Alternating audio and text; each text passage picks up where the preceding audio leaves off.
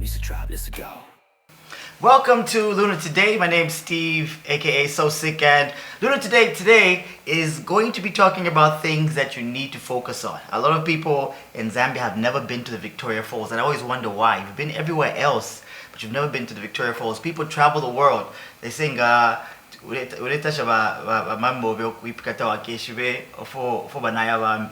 basically meaning that if you think that your mom's cooking is the best, maybe it isn't the best, but you always think it's the best because you've never traveled and seen or tasted other things. So in the studio today, we've got somebody who's been crisscrossing the continent, the world, everywhere. And it's a pleasure to have him. Wodemaya is in the studios. Thank you. Good afternoon. Good afternoon. Thank you so much for having me. Thank you for coming. It's always great to see somebody fresh. Before I continue, your name is So Sick. So Sick, yes. But you're not sick, bro. It depends on how you take it. It depends on how you take it. I mean, usually the name is associated because I talk too much. Oh wow. Yeah, some people say like you talk too damn much. So it's So Sick, and I'm very open-minded about a lot of things. Are you an open-minded person? Very open-minded. Yeah. That's what I travel. You travel to embrace everyone's culture. It only takes an open-minded person to do that. You know, I was the first thing I've always thought about with you is you're a dark-skinned black man. Exactly. Yeah, and the videos I see at first with you being in China. Yep. And I was like, I was so surprised. I think you're the first person to teach me that it is rare to be black in China. 100%. How did that feel, though? Being in a place where you're the only person of that color. To be honest, I didn't even know I was black until I went to China. Yeah. All I knew was I'm an African of my tribe. Then I found myself in China, and the first word that I had was Heiren. Heiren means a black man. Oh yeah. So living in China, experiencing life as a black man, I decided to put them on camera. But it was not easy being black in China because you'll be walking and people will come to you and then touch your skin, rub your skin, and then just figure it out. Is their palm already dark or not? I mean, you're wearing shoes, people get close to you and ask you, why are you wearing shoes? Are you feeling comfortable wearing shoes? Wow. You go to a place. You went that deep? Yeah, you go to a place in China and literally everyone is looking at you like you're an alien that just fell from the sky. But when it comes to, okay, I always try to ask this question. I mean, because like when you're in Africa, I mean, there's black people everywhere. Yeah. So is it the same way white people feel when they come to our continent and walk around? Because there are some stairs in some places. I know, right? Yeah. I'm not white, so I don't even. I can't even answer that question. But is that the same? But I think I've seen a white man in a village where kids were running away from him. So yeah. But in China, it's not even kids. It's everybody. Adults. You Yeah. know, they find you and they find it very weird to see a black man just walking in like that. You know. So would you blame like a society like that if they were a bit racist? Because I mean, they don't know anything about you. I don't think it's racism, but that's what we call ignorant. Yeah. Because I don't know if you're aware that China blocks everything out of China from Chinese people. Yeah. So whatever they know is what they're being fed by the government. Because I mean, Facebook, YouTube, Instagram, everything is blocked in China. Even WhatsApp is blocked in China. So the fact that they have to use VPN to access all this, you only see what the Chinese government wants you to see. So I don't think that is racism, but I think it comes from a place of ignorance. Yeah. I don't think it's racism either. No, I don't think either. I mean, because if something is different, it's just different. There is racism, but that aspect of it, I won't call it racism. Yeah, I mean, you've been traveling around. Yeah. I mean, even trying to know more about Africa, right? Exactly. So what did you teach people in China about Africa, you think, before you left? So I think one of the reasons why I started traveling in Africa is because of my experiences in China. To the extent that somebody will see you and know that you're from Africa, and they'll start asking like, where is Africa? I mean, they don't know your countries. They only know the continent Africa. Yeah. So I started educating Chinese people about Africa in China. I started making videos about Africa in China. Yeah. And I noticed that. And you educated Africans about China too. Yeah, but I realized that those videos even Africans were benefiting from that videos even more than Chinese people. Yeah. Hence one of the reasons why I came to Africa to start making the videos that I was doing. Literally, when I started these videos, it was not even for Africans. It was for Chinese It was people, for Chinese people. living in Africa, because I searched online and I never saw any videos that document each and every country. So I decided to come and do it myself. I started from Ethiopia, where I saw a light trail in Ethiopia. I made a video about it, and Africans were like, "Are you kidding me? Are you still in China or are you in Africa?" Yeah. And I'm like, "This is Africa." Hence the reason why I stopped focusing on Chinese people, rather focusing on Africans, for Africans to embrace Africa and know about Africa.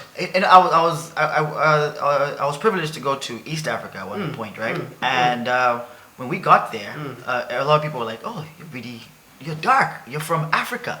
So I was like, I think that was Ethiopia that I was in. Yeah. And they were like, "You're from Africa." Yep. I was like, "What do you mean by that?" This is Africa. There's this little thing that I'm laughing because my camera guy is Ethiopian.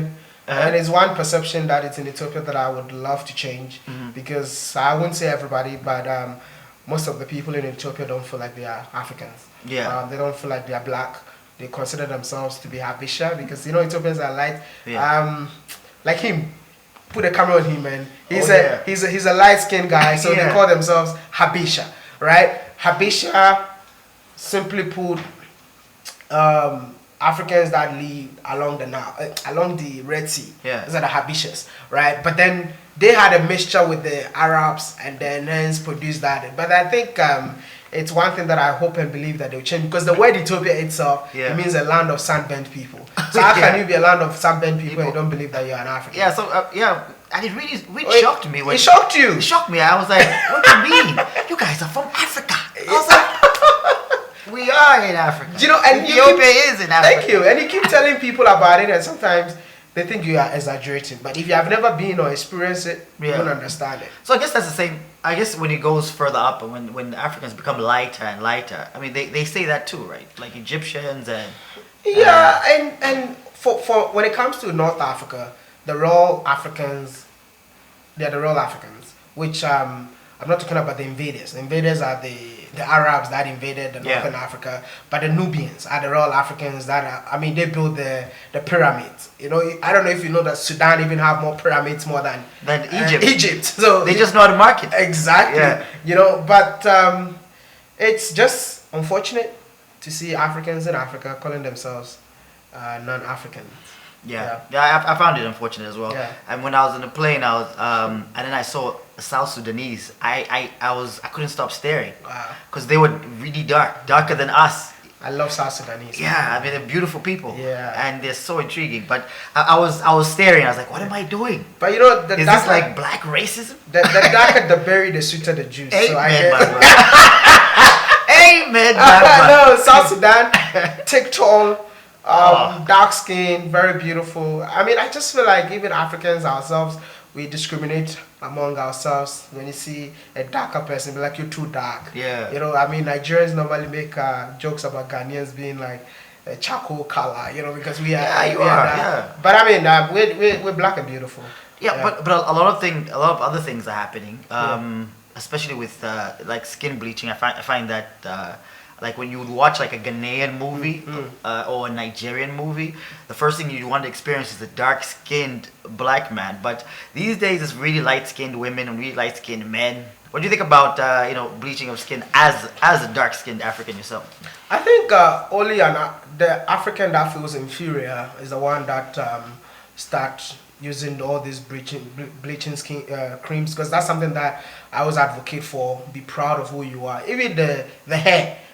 Keep your natural hair than to put on the wigs. But I think it's also what the society has pushed on us to think that the lighter you are, the whiter you are, the more beautiful you are. Hence the reason why a lot of young women are bleaching their skins just to, meet the standards. Because even in movies, I heard like if you're not light skinned, they don't. And it's a narrative that they've been pushing on us to the extent that if you watch our movies, the people that are more selected to have a role are the light skinned people. And I think it's time for us to change that narrative, and it's time for us to, promote people that loves and embrace who they are as Africans.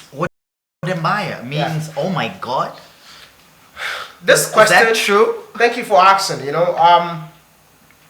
We have Ayamaya. That means oh my God. You can also say Wodemaya. It's Wodemaya. Okay. Right? Which simply means, oh my God. But Chinese people don't believe in God. Okay. If you're from the northern part of China, I grew up in the northern part of China, northeastern part of China, which Maya, yeah, means mom. Okay. It can also mean mom. So Wodemaya, Maya, mom. I picked the Wodemaya to celebrate my mom. Oh, okay. Right? Because I mean, when I started this journey of becoming a YouTuber, my father was so against it because you are supposed to be an engineer, not a guy who makes fun on TV and all of that. So he was against it. Then I convinced my mom to convince my dad. Hence the reason why I'm a YouTuber sitting down with you today. Yeah, and you know the fact that you made that decision is, I don't know if it's even scary or inspirational, because a lot of people I mean, a lot of people, like right now you're seeing like a lot of people have cameras out, their phones. Yeah. They want to be that next superstar that that changes the world and does all the things that you're doing. Yeah. Is it easy to do this? There is nothing easy, but if it's easier to, everybody would have done it. Yeah. But tell me what in life got no challenges. If you aspire to do something, believe in yourself and go for it. I mean, this journey that everyone is seeing today, that I post a minute, you see 40 people have commented, started 10 years ago. Yes, it didn't happen. It didn't happen just 2 weeks overnight, ago. right? Yeah. And people see you today and they say, I want to be like you, but they don't know like you went through a lot of hurdles to be where you are today. But I always tell people, the moment you start believing in what you're doing, the sky is the limit. And I just tell content creators, look around you. The content is around you. Don't try to be anyone else. Yeah. Be you. Stay true to yourself. I wish I can swear on TV, but I can't. We can edit it out. Yeah, but I would just say like, David, we can edit this out. Edit this out and say everybody. Yeah. You know, because if you listen to everybody, you will never focus on, like, listen, let me tell you some of the horrible things that they told me when I was on this journey. I remember, like, I go to class, the entire class will be laughing because of a video that I did. Mm-hmm. We have what we call 10-minute break during lecture. So the lecture will give us 10-minute break to stretch, and that 10 minutes, all your classmates come to you just to laugh at you because the video is there. I remember, like, at some point somebody told me, hey, the face that you have is not good for the cameras, so you better like start carrying blocks or something like that. You know? No, for real. Like, a lot of people told me horrible things, right? Yeah. But I always tell people, let their horrible things or horrible stories be your source of what? Inspiration, your source of motivation to keep you going. If whatever you're doing, if you don't have haters, go to a nearby ShopRite and buy them, because haters help you see what you don't see and they help you grow. Yeah, and I always believe that. I mean, if somebody's hating, that means you're doing something right. 100%. Yeah, so 10 years ago, when you were sitting with your first gadgets, what did you have? What were your first gadgets? Samsung S2. Yeah? Samsung S2. Just a Samsung phone? Samsung S2. I filmed my first videos with Samsung S2. And I didn't have the gadgets that I have today. I can't remember when I was transitioning from Samsung S2 to cameras, I bought the memory card first. then the camera I bought a memory card. No, I bought a memory card. Then I had this Chinese friend of mine who was a photographer. So he brings his camera, I bring my memory card, he shoots the videos. When he's done, I take back the memory card. And then I go to my room to figure it out how to edit it. And so the first camera that I used was also bought by, today I mentioned Ethiopia a lot, a medical doctor that I've never met, and I don't know where he is to today. And I'm still looking for him, and I hope I find him someday. I hope so. The first camera that I used was a guy from Ethiopia who lives in America. Bought me my first ever camera for Canon 700D, sorry. Yeah. And I don't know where he is to today. He probably watches you though. I know, I'm sure he's still alive. You're pretty famous. Really? Yeah, so let's go to the same word, famous. I mean, I was watching, I think you were on the Z podcast, I was watching it really caught me because you said, you know, there's being famous and there's being influential. Exactly. A lot of people don't know the difference. Exactly. And maybe you can repeat that for... I always say you can be famous and not influential. Yeah. There's a difference between being famous and being influential. If you have a community that believes in what you're doing, that's what we call the real influence. Mm-hmm. I mean, everybody can be famous today with the social media page. Oh, you go viral. Yeah. And no. But then when you go viral and the people still stay to come and watch your videos, that's influence. I mean, I'll give you an example. I Show Speed is a real influential person. Yeah. I Should Speed can be here today, and everybody will be talking about I Should Speed. That's he, the real. he shut down Zambia. That's a real influence that we're talking about. And I keep telling people, don't mix the two. Yeah, that's the thing. It's pretty hard to understand. A lot of people don't get it. Yep. Like if I come to a place Yep. and I take a photo that I was eating at that place, Yep. and people start coming to that place, that means I'm influential. Very. But if I walk out and people scream, hey, sometimes it could just mean I'm famous. That's it. You know, I went to a restaurant in Ndola when I was transiting from here to Mansa. So I had 2 hours. So I decided to come and have breakfast in a cheap steakhouse. Then I had the breakfast, not knowing that these guys don't do breakfast.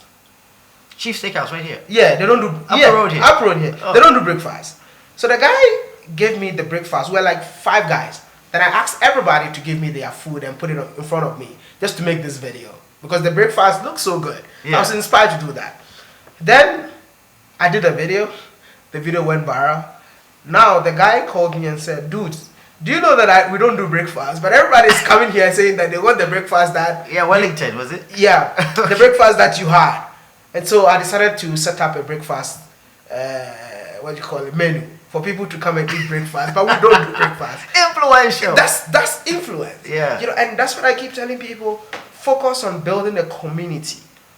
You know, talk to your fans in a way that they feel you. They're so connected to you. They feel like they know you. You love food a lot. I don't really love. I mean, food, there's a photo I need you to show him. I think it's only my sister You love that can food a lot? defend me here. It's only my sister that can defend me. I mean, that's a guy who loves food. I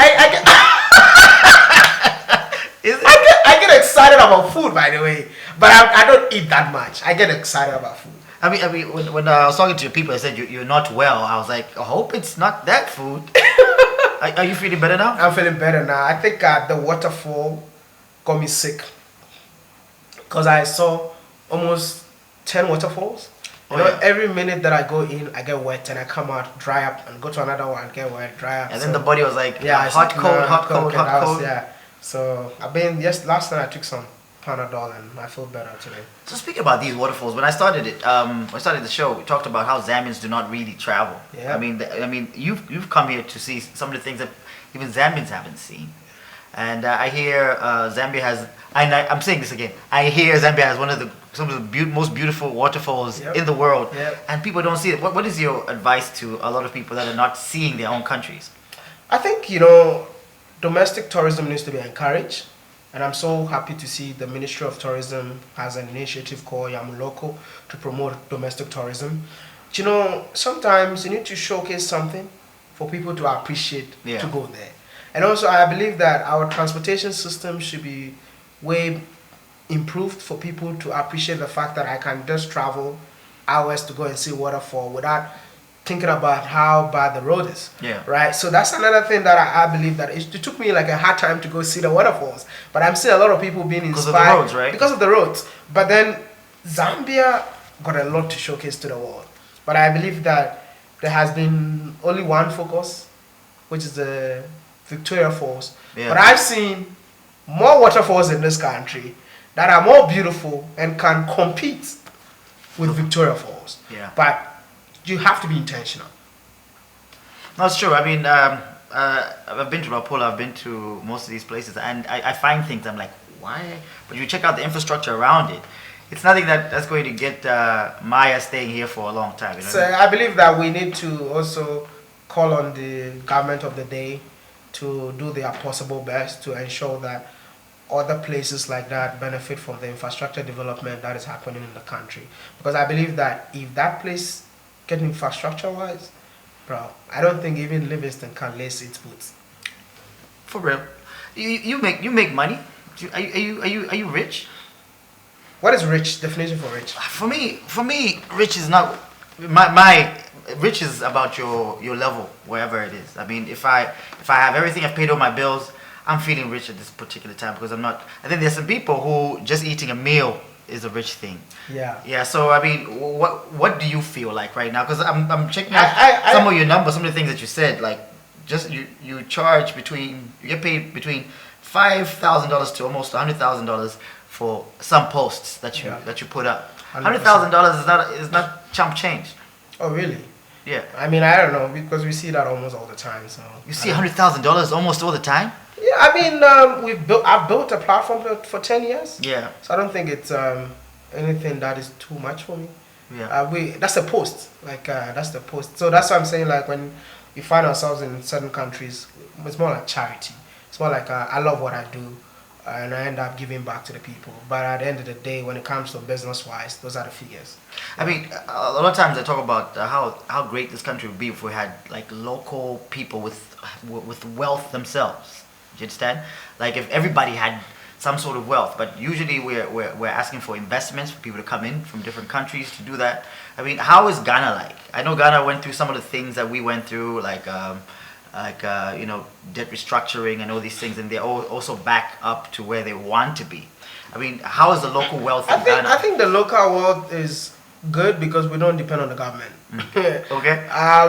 We take our own destinies in our own hands and then figure out how to survive. So one of the things that I respect Ghanaians for is the survival instincts that most people have. Like you see a young Ghanaian creating his own business at every corner that he finds himself in order for him to survive. And that's one thing that I would love to see in Zambia, because I feel like a lot of people are just waiting for the government to do something.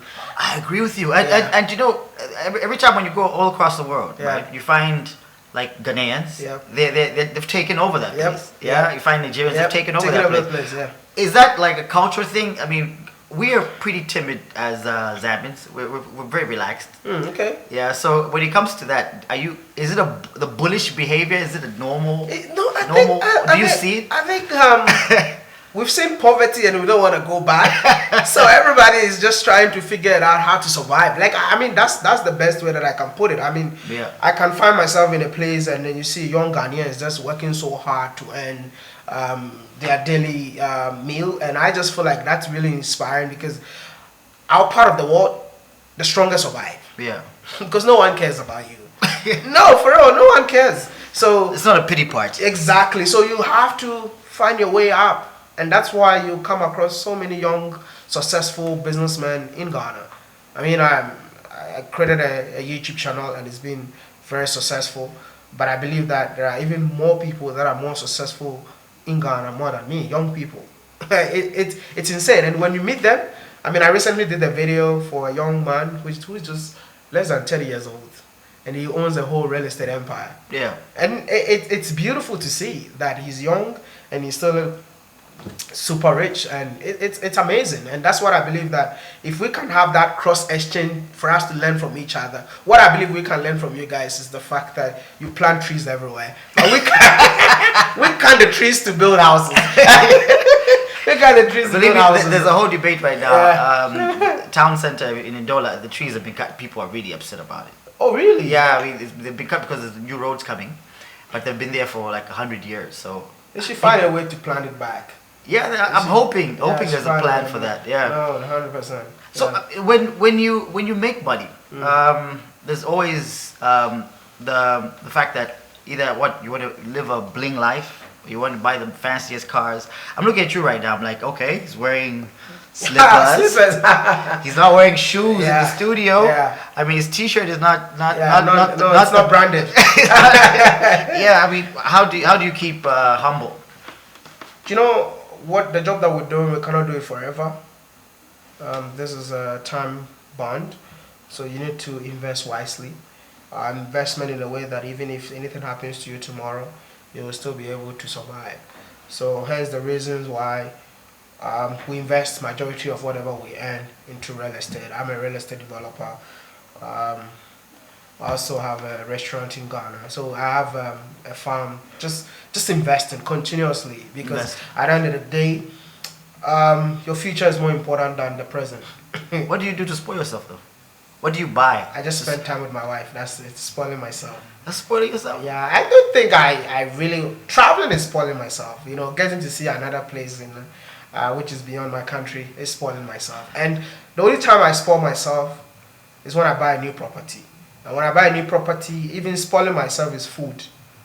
I just sit somewhere and eat. Yeah. And I know that you just did something great. Congratulations. That's it. That's how you reward yourself. I personally don't fancy what people call luxury. I mean, luxury for me is me being happy and knowing that I'm making the next person next to me happy. That is my definition for being wealthy. What's the worst country you've ever been to? And let's not say Zambia first. I mean, okay, if Zambia's there, it's the second worst. No, Zambia can never be. Yeah. I don't think I would say worst country I've ever been, but I will use the word. The worst experience you've ever had. Worst experience. Yeah. I was in Somali.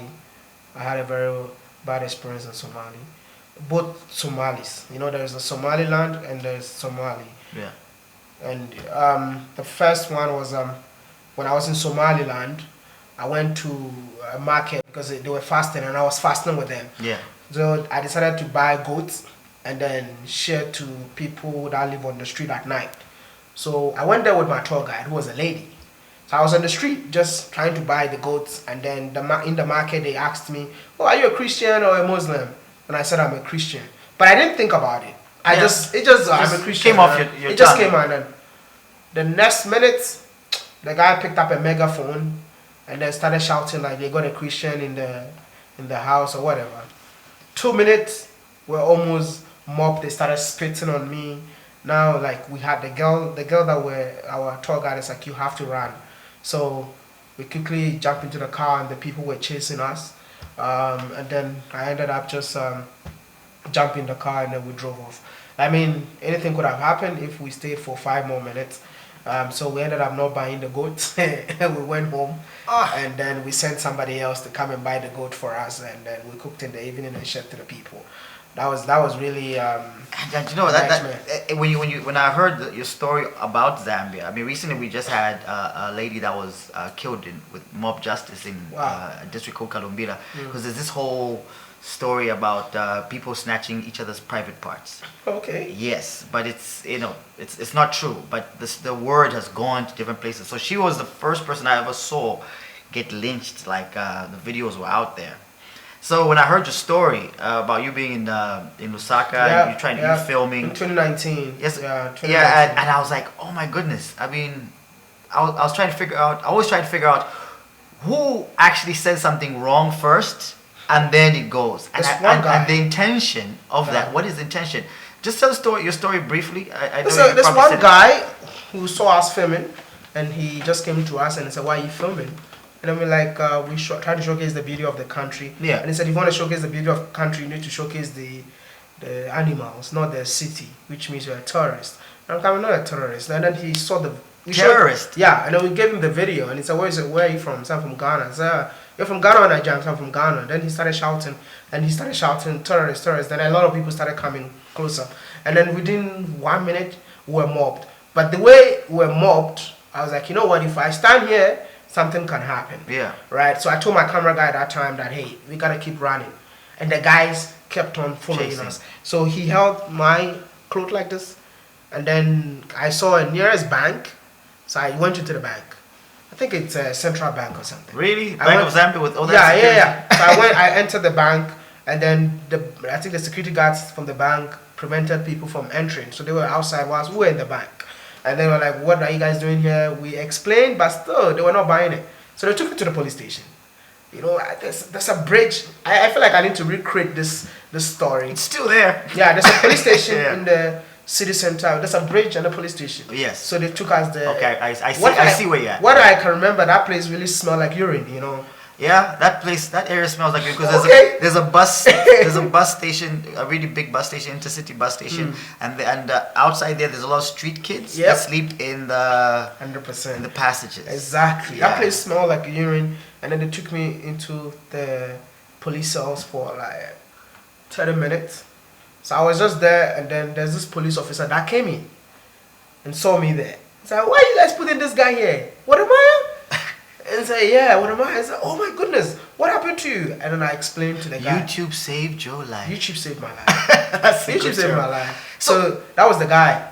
So I'm trying to figure out, because that's probably the thing that happens usually during mob justice. Yeah. And you're lucky to be here because it gets really brutal. What do you think is the intention of somebody to fabricate a lie like that? What is the intention? I don't even know. I mean, sometimes they want to be like heroes. They want to feel like they're heroes, you know, to the extent that he caught a tourist or he caught a dick snatcher. So probably, or the guy who, you know, and I believe that it also comes in a place of ignorance among Africans. We need to start educating ourselves about certain things that we believe in, you know, because like the story you're telling me, I believe they killed a woman. They killed a woman because she bumped into, there's this bumping into someone accidentally, Yeah. and then the person goes, I've lost my package. But how the mentality comes about for someone to say that is from a place, I think, of hate. I think even not just Zambia, but in Ghana, a military officer was killed the same way. He was patrolling, jogging in the morning, and then they just thought he was a thief. And they shouted, thief, thief, thief. The next thing they realized, he was lynched, bent with car tire, and he was killed. And this one was particularly brutal for a lot of Zambians, and a lot of talk has been going because it was videoed. Most of the times we hear there's a mob killing and we forget about it because we can't picture how brutal it was. But why would people even record that? Because they were part of the lynching. Anyone was arrested? About 56 people were arrested. I hope they're not coming out to you. I hope so too. Yeah, I hope so too. So you were deported from Zambia though. You were deported the same time you had that exchange, right? Yeah. You were deported. You were kicked out because you had overstayed For 1 day. for 1 day. How does it feel coming back now? I feel like with your fugu on. the return of the deportee. You know, I'm so glad that I came this time around because I wouldn't sit here and lie to you. I never wanted to have anything to do with Zambia. All the experiences that I had. And you know, that time, I was not liquid. I didn't even have money to see the Victoria Falls. Really? $20. You should have called me. I got connections. You know, I arrived and I didn't even have a place to stay in Livingston. Yeah. I remember there's this lady, I don't know, now she's a politician, but she used to be a content creator. Lily Mutans or something. Oh, Lily. Yeah. Lily, So okay. she was the only contact that I had when I was coming to Zambia for the first time. So I came to Zambia, called Lily, and then when I was going to Livingston, I wanted to see the falls so badly. Yeah. Now I got to Livingston, there was no way for me to see the falls. There's no place for me to stay. So I called Lily, hey Lily, do you know anyone that I can sleep in their house for a night? And Lily called a friend, and the friend came to pick us up. And that time it was even showered. So we're just stuck in the rain with our outfits soaked and all of that. And the woman came to pick us up. And the following morning, she dropped us at the falls. Not knowing You didn't have money. I didn't have money because I thought it was free, you know. And I got there, so foreigners have to pay $20. It used to be free. Yeah, and then I walked back to the city, called all my friends back home, organized money for me. The following day, I stayed to see the falls. And that was when I met the first, your former president. May he so rest in peace. That's the first time seeing him. TikTok. Etalongo. Yeah, I met him at the falls that same day. And that was the same day I was deported from Zambia. There's something I've always said, and I'm going to go back to black people. I always say this to my fellow Zambians, like, you know, why don't we jump off bridges or do all these things? Why don't we swim? It's because we're too busy looking for something to eat. Yeah. But when you get full, you have opportunities to see the world and to do things and jump off bridges and do this. Are you full? Is that the reason why you're taking all these risks? Are you not looking for food anymore, so everything now is mostly open? You're open-minded to doing certain risky things? I think if you really want to see the world, or if you really want to be open-minded, you have to start embracing your surroundings. And that is the goal that I've been on since 2019 till today. Yeah. We tend to look somewhere else, knowing that everything is here. I mean, if you can see the opportunities around you, I don't think any of us will think about leaving our countries to other places. Africa, to me, it's not a continent. After traveling to 29 African countries, it's a big village. And hence the reasons why I always find a way to make beautiful things out of nothing. That's great. Because the opportunities are here. I don't know, see the waterfalls that we saw. Yeah. But I believe that you might go to Dubai and go and see an An artificial, artificial waterfall when you've left what God created in the back. Yeah, I get that. I get that a lot. And like I always said, I think people should travel. What about traveling has changed your Ghanaianship, your Ghanaianness? I mean, we've talked about so many things about what Africans do believe. What has changed about you? It's changed the way I see the world. It changed the way I see a fellow African. It has changed the way I talk. Like traveling opened my mind, especially traveling within Africa. It has made me embrace Africa more than before. It has made me feel like there's nothing that I cannot achieve if I set my mind on it. And I will encourage more Africans to start traveling Africa. You know, when I was pretty young when I had my first child, and I always tell her that you saved my life because I was on a path that was really bad. And then when I saw her, I was like, I can't do that, guys. No, you can go, guys. Guys, go. You'll find me because I got to do this. Recently, you just became a father for the first time. Yep. I know there have been other hurdles that you've had to pass, which led to this child. I mean, how does it feel to have a child after some of the things that you've gone through, not having children, and what caused that? If you don't mind me poking. I am very grateful, and I feel like my baby girl gives me a sense of responsibility right now. I believe that there are certain things that I used to do that I don't even do it anymore. Tell you, man. No, I used to be crazy when I travel. Yeah. But as it stands right now, I choose the things that I really want to do. And because it took me 6 years, hard time for her to come. And I know what it takes to now. I always say that before I thought just having sex to have a baby was the goal, but I didn't know like it's not just having sex to have a baby. It's a whole lot of things that put in place for you to have a baby, and I always feel grateful for that because it was a tough journey. It was, yeah. It was a tough journey. I mean, it was a tough journey. I'm trying not to get them out there. Yeah. I mean, I've got like no, not again. You know? Yeah, no, it was a tough journey. How did that experience go? I mean, trying to have a child. Yeah. Being as successful as you are becoming. Yeah. Obviously, you want to share this with children. Yeah. I mean, it's the African man's dream to do that. Yeah. How was that journey like? It was painful, the fact that you wake up every morning in a pool of blood. It's not something to joke about. Yeah. And I always say that if you haven't experienced that, and you see people getting married and they don't have a baby, don't ask them the question, when are you having a baby? Yeah. Because it's a whole trauma.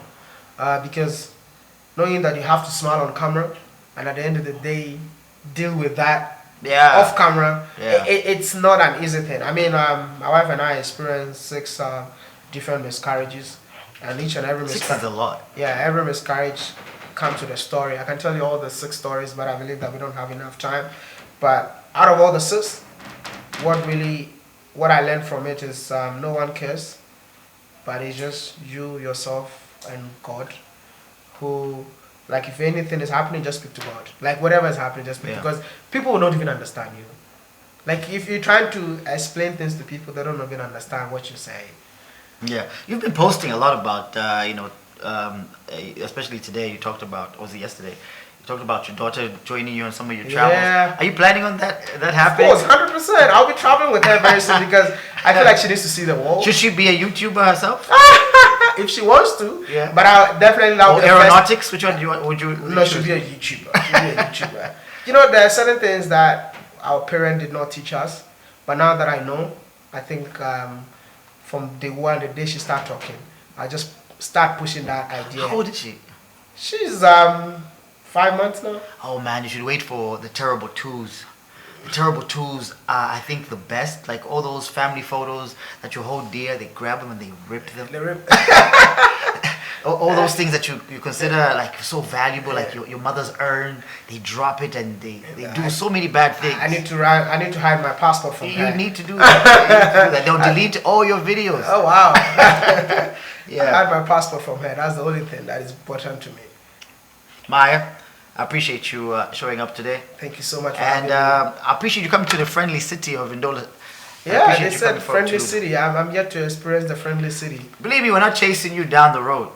We're not doing that. Yesterday they fed me with a lot of Nshima. Yes, they did. Yeah. Fed me with a lot of Nshima. Nshima for life, you know. Yeah, what is it about the Nshima though? I just don't. This photo cracks me up. Cracks me up. I love Nshima because I feel like when you're eating, it's lightweight. Yeah. But the moment you eat it, it just knocks you down. Have you noticed? Like, it's lightweight. I've talked to doctors about that. I was like, there's no way food you eat and it makes you want to sleep. I know, right? What is that? Like, don't eat Nshima for breakfast or lunch. Just take it in the day. In the night. At the night, and then you just shut down. Because I tried in the afternoon, bro.